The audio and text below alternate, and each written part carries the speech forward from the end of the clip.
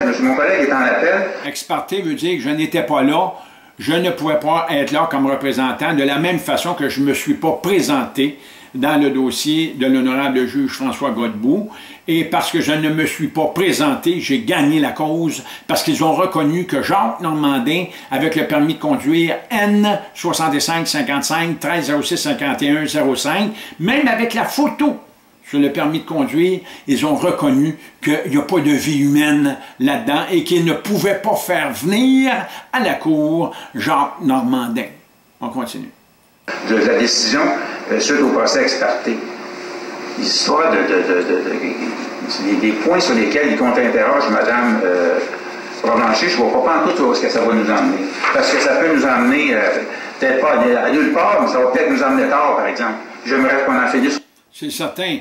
Mais moi, le temps, là, vous savez, quand on passe du temps en prison, les minutes sont longues, là, vous comprenez? Et quand on veut faire une jurisprudence avec moi, lui, il s'en fout de ça. C'est pour ça que je lui ai demandé, est-ce que vous avez été derrière les barreaux, vous? Est-ce que vous avez fait de l'emprisonnement? Non. Mais il y a beaucoup d'avocats qui devraient être emprisonnés, comme moi, comme représentant de leurs clients. Il y a beaucoup d'avocats parce qu'ils mentent à leurs clients. Et ces avocats-là, ils viennent tous du barreau du Québec. Je ne blâme aucun avocat du barreau de Common Law du Haut-Canada qui est installé à Toronto. On continue. Aujourd'hui. Maître Lebrun, je vais vous demander de passer à un autre sujet. Je pense que vous avez établi qu'il y avait certains renseignements qui n'étaient pas contre-vérifiés. Par contre, au niveau où j'en suis, c'est à savoir quelle sera la sentence pour monsieur. Je vais vous demander de passer à autre chose. Oui, alors, est-ce que M. Normandin vous a déjà dit pourquoi il ne voulait pas se présenter avec vous? Oui, parce que il se disait plaideur vexatoire et selon lui, il n'avait pas le droit de se présenter à la cour. C'était Il y avait plaideur vexatoire, mais il y a aussi la question de mon identité. Elle est au courant de ça, elle ne veut pas en parler. L'identité, c'est ce qu'il y a de plus gros dans le monde, parce que vous savez que quand il y a une élection, que ce soit l'élection fédérale au Canada ou l'élection du pays, du Québec, comme il y a eu dernièrement, qui fait que Philippe Couillard est rendu premier ministre du Québec, c'est le représentant de la personne physique qui vote pour la personne physique qui, elle, cette personne physique-là, est invitée à voter, et non l'humain, parce que l'humain n'a pas le droit de voter, et il n'y a rien dans la loi qui permet aux représentants humains de voter pour la personne physique qui est invitée et qui doit aller voter. On continue. La raison principale pour laquelle il n'a pas. Est-ce que c'était aussi la raison pour laquelle il refusait certaines choses juridiques qui lui étaient signifiées des éléments comme ça? Pouvez-vous clarifier la question? Oui, est-ce que, évidemment, il se prononce, il n'est pas à la cour parce qu'il était considéré comme plaideur vexatoire, vous venez de le dire. Oui. Mais est-ce que c'est aussi une des raisons pour lesquelles il refusait certaines choses juridiques qui lui parvenaient? D'après ce qu'il vous a dit. S'il m'a dit qu'il refusait parce... Est-ce que vous comprenez la question maintenant? Non, je ne comprends pas la question.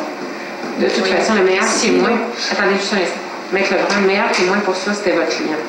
Oui, ce serait important, c'est vrai, mais ce serait important quand même que madame puisse nous dire qu'est-ce que mon client lui a dit. Est-ce qu'il l'a dit tantôt? Je refuse les documents quand je ne sais pas de qui ça vient. Je ne savais pas de qui ça venait et je les ai refusés. Post Canada refuse de me dire de qui ça vient. C'est un peu ça qu'il dit. Alors, ma dernière question, est-ce que c'est vrai qu'il y a une poursuite parce que monsieur était plus connu de vos services? Plus connu? Selon votre recommandation, est-ce que c'était parce qu'il était... Objection, Mme la juge, il pose la question d'une autre façon. Vous avez tranché sur ce sujet-là, vous avez accordé mon objection. Effectivement. Donc, l'objection est maintenue. Merci. Par contre... Voyez-vous, ils maintiennent des objections sur certaines questions qui deviennent tout simplement compromettantes et embarrassantes, autant pour Maître Guy Fontaine que pour la juge elle-même. Pensez-vous que ces gens-là cherchent à dire la vérité à la population? Pensez-vous que ces gens-là, qui ne veulent pas aller au bout de la vérité dans une audition de la Cour, quand il y a plaidoirie et qu'il y a témoignage, pensez-vous que ces gens-là, devant des humains, devant un humain comme moi, qui prête serment à la Cour de force, pensez-vous que ces gens-là veulent tenir compte de tous mes propos qui justifie les droits de l'humain contre la personne physique, qui est juridique, qui est une invention du gouvernement et qui est seule, cette personne physique-là, à être poursuivie pour un reproche quelconque à la loi, alors qu'on cache secrètement et d'une façon et jalousement l'humain dans son identité, dans son ADN, dans sa photo et dans ses empreintes digitales, même et aussi dans sa signature et son assermentation, en disant « Ah, tu as prêté serment, tu as signé, donc automatiquement c'est toi ». Voyez-vous comment ils sont tout simplement hypocrites et sournois dans leur façon de fonctionner. Même quand vous donnez votre adresse vous fusionne à une personne physique alors que vous êtes un humain. Vous n'êtes pas une personne physique. Vous êtes un humain baptisé qui a une âme et qui fait le discernement entre le bien et le mal comme je le fais moi présentement. On continue. Moi, j'avais une question pour essayer de comprendre. Oui. Comment on fait pour distinguer les cas qui seront poursuivis et les cas qui ne le seront pas? Si vous me dites qu'il y a des milliers de personnes qui ne...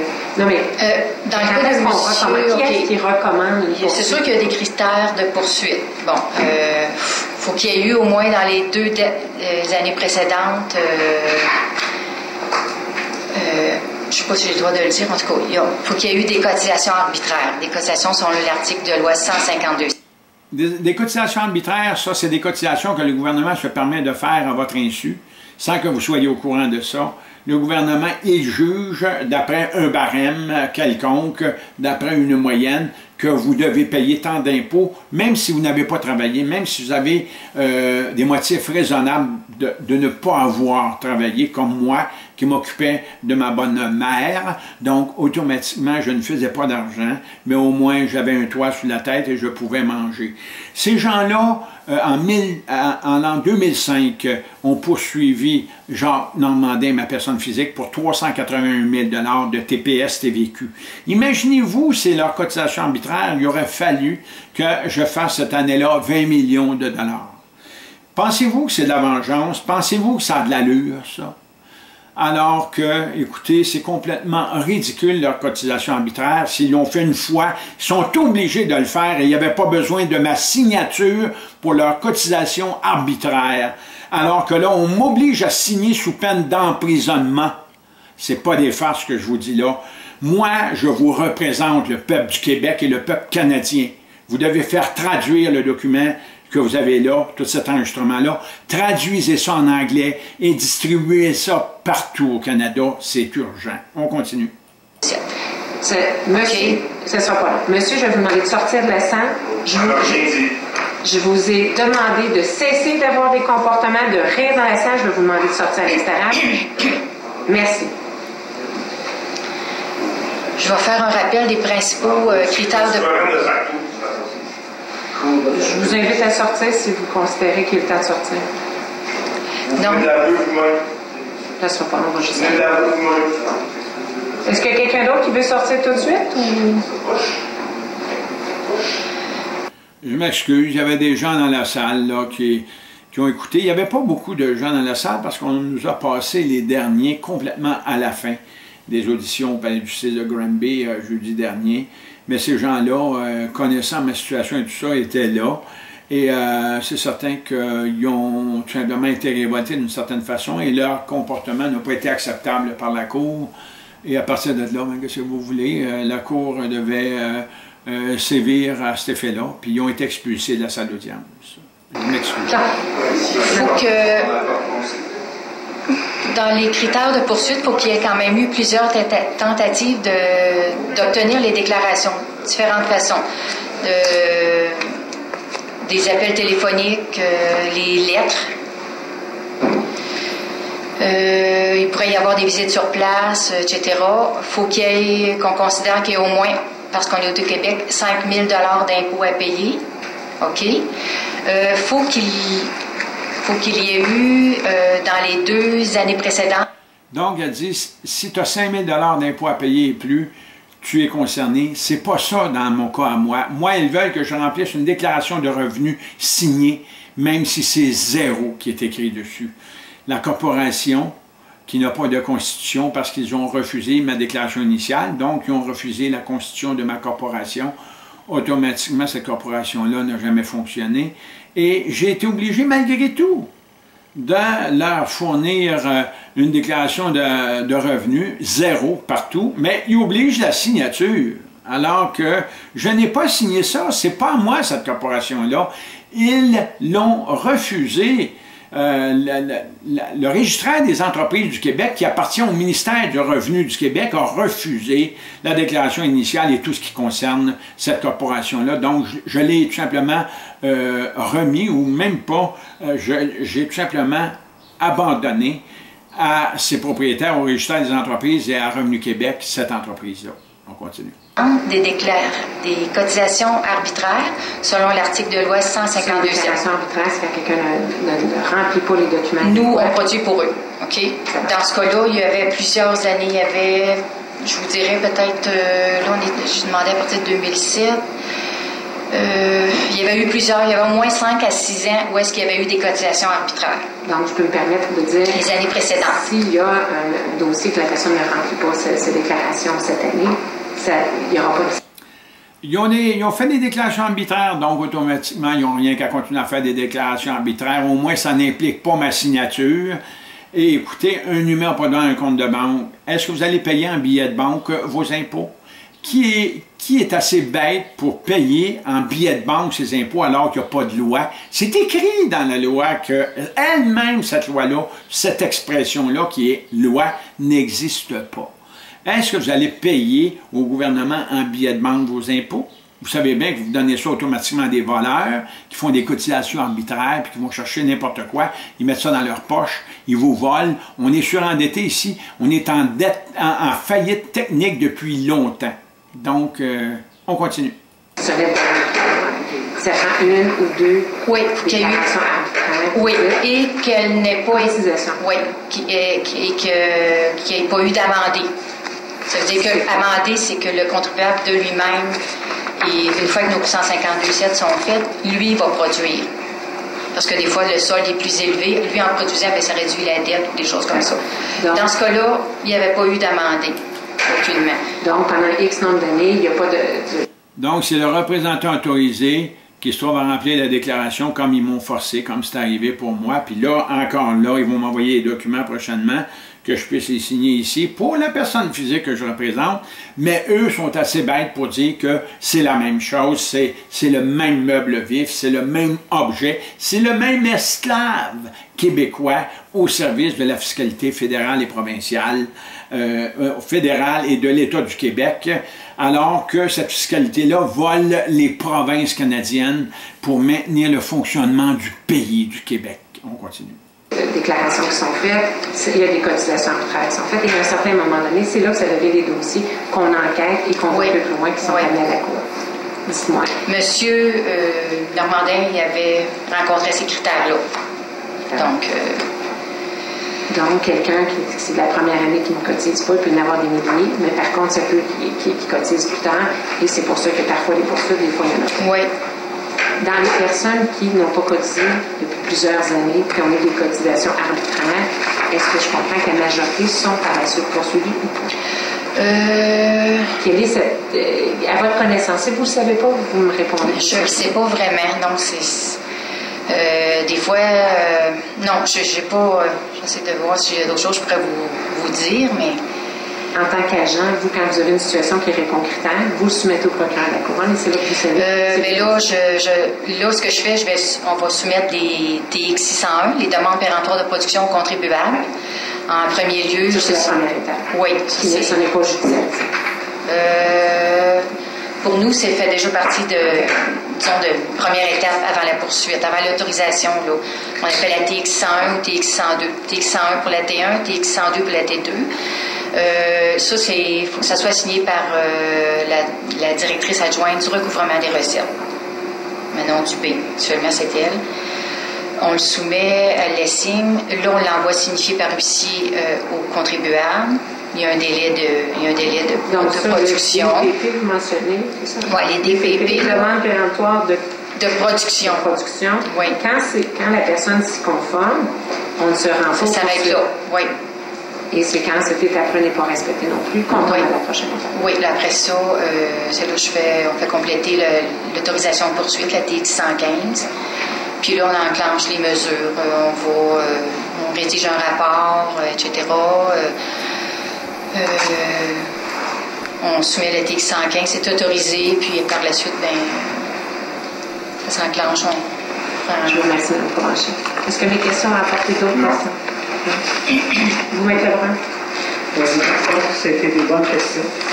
J'aimerais que le rapport de poursuite soit déposé. Bon, moi, j'ai rien déposé.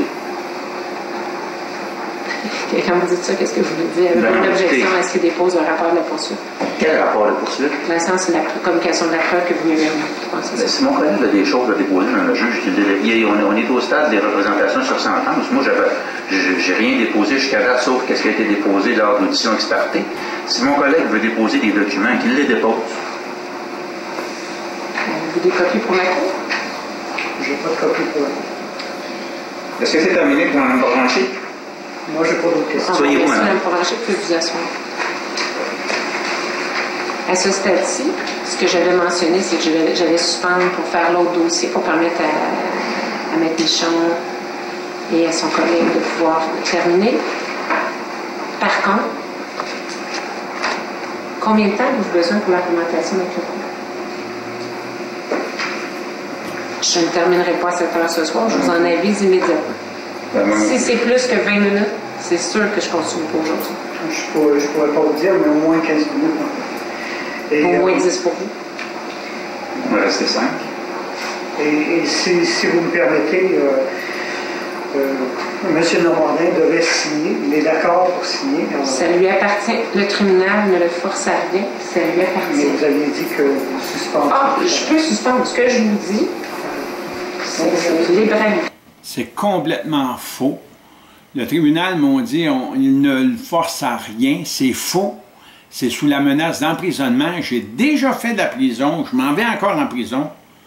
Mon frère Jean-Marie Joseph Arthur, le représentant de l'appelant Jean-Marie Normandin, a été emprisonné pour Jean-Marc Normandin, à qui l'infraction avait été reprochée, alors que Jean-Marc Normandin n'est pas à nulle part dans notre groupe, à nous, dans notre société de Normandin, si ça concerne mon père Gilles Normandin et ma mère Françoise Lagacé.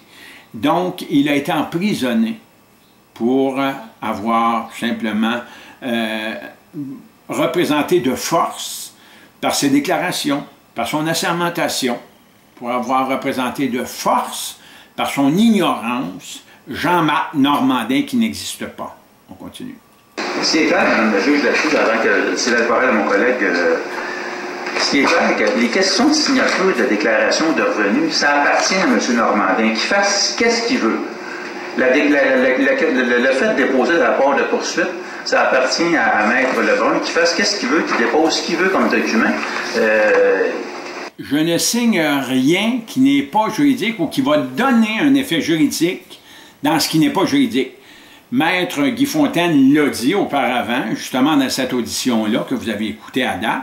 Il l'a dit, il l'a reconnu, que signer, ça donne un effet juridique dans un système qui n'est pas juridique parce qu'il n'a pas fait la preuve de la constitutionnalité juridique et de la constitutionnalité des lois du Québec. Les lois du Québec sont des lois rhétoriques, c'est-à-dire des lois qui sont tout simplement en instance d'approbation par le peuple.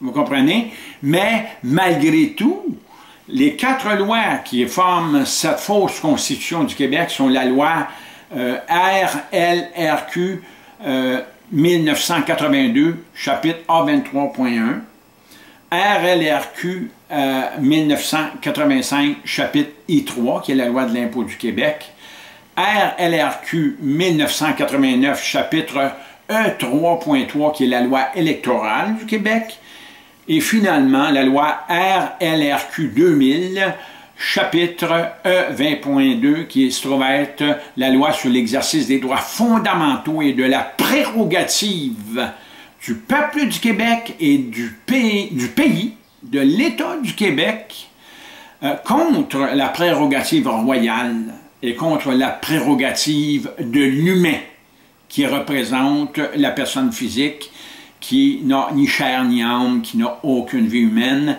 et qui est tout simplement citoyen canadien ou américain, sans race et sans peuple, comme c'est écrit dans l'enregistrement de déclaration de naissance vivante qui m'a été expédié et qui porte le numéro 149-844 sous l'inscription du certificat de naissance du directeur de l'État civil, numéro 1 1951-04 149-844. On continue. C'est ça preuve de ce côté-là. Tout à fait. Donc, par rapport aux déclarations de revenus, là, je vais être bien clair, il n'y aura pas de session formelle. Là. Monsieur Normandin sait ce qu'il a à faire, qu'il le fasse ou qu'il ne le fasse pas. Effectivement, et ce que j'allais suggérer sur cet aspect-là,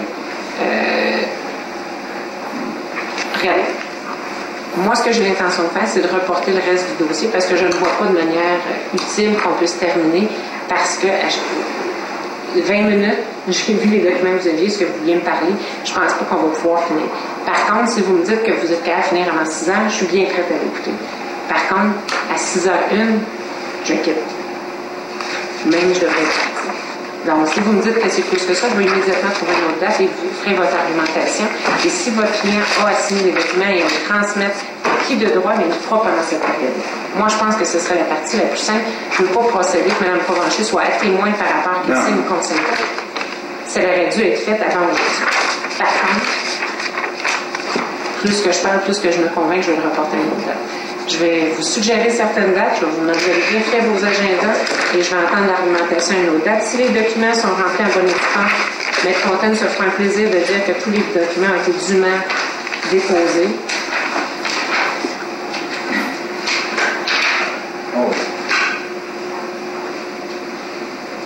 19 août, 22 août,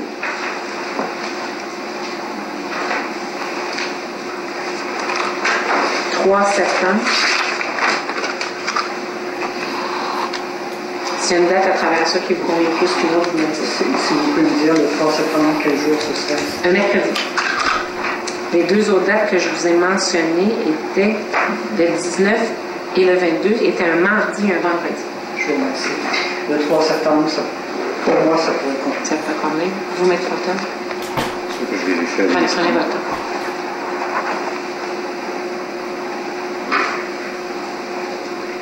Madame la greffière, je vais vous demander la transcription des notes. Oui. Copie sera remise au parti. Parce que le mercredi 3 septembre, c'est pas une journée à voler. C'est une journée de pratique, de procès. OK. Et ça sera notre priorité.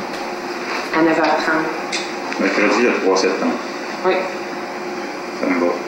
Ça vous va? Donc, les représentations sur sentence sont reportées le 3 septembre. Ce sera l'argumentation, la preuve ayant été faite. Et le 3 septembre, j'entendrai l'argumentation. S'il y a d'autres documents à vous m'envoyer, ça me fera plaisir que vous le fassiez dans l'intervalle. Si monsieur a signé les documents, j'en prendrai connaissance à ce moment-là. Si vous permettez, tout de suite, je vais quand même prendre les droits de le faire. Alors, je vous ai souligné le réservé de la Cour suprême pour bien m'expliquer que c'est une question réglementaire de la mission. Oui, vous avez soulevé ça dans votre argumentation. Merci.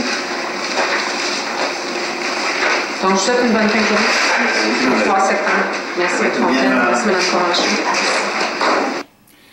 Je viens de vous montrer la carte de l'Association des familles Lagacé avec C et accent aigu et Lagacé, L-A-G-A-S-S-E accent aigu qui est ensemble, descendant d'André Minier, dit Lagachette, et ils ont signé Françoise Lagacé. C'est au 88 4e rue Laval des Rapides à Laval. Donc le document c'est comme ceci. Et quand on parle de famille, on ne parle pas d'humain, on parle de corporation, d'entreprise, on parle du genre invariable, ni masculin ni féminin, mais on parle quand même de Françoise Lagacé, et à partir de là, tout ce qui fait partie d'une famille n'est pas nécessairement humain, c'est tout simplement des représentants de groupe, c'est une société, mais ce n'est pas un être humain. Beth Michon, Québec Saint-Georges, on peut faire monter.